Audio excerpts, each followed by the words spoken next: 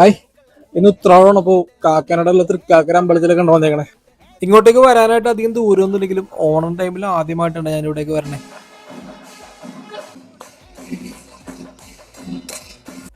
ഇന്ന് രാവിലെ തൊട്ട് നല്ല രീതിയിൽ മഴക്കാറുണ്ട്. ചെറിയ മഴയുള്ള ടൈമിലാണ് ഇവിടെ എത്തിയത്.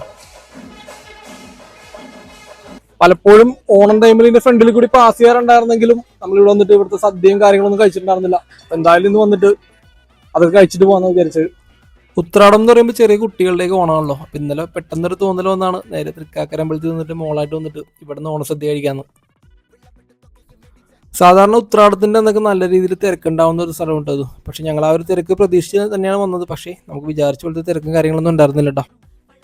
ഇതെന്റെ വീടിന്റെ അടുത്തുള്ള അമ്പലമുണ്ട്. അപ്പൊ തൃക്കാക്കരയിലേക്ക് പോകുന്നതിന് മുമ്പ് തന്നെ നമ്മളിവിടെ വന്നിട്ടാണ് പോയത്. അപ്പോൾ ഇവിടെ വന്നപ്പോൾ മഴയൊക്കെ പെയ്ത് മാറി നിൽക്കുന്ന ടൈം ആയതുകൊണ്ട് തന്നെ നല്ല ലൈറ്റൊക്കെ ഉണ്ടായിരുന്നിട്ട് വീഡിയോ എടുക്കാൻ പറ്റി. അപ്പോൾ കുറച്ച് വീഡിയോസൊക്കെ എടുത്ത് വെച്ചാണ്. അപ്പോൾ ഓക്കെ, എല്ലാവർക്കും ഹാപ്പി ഓണം. ബൈ.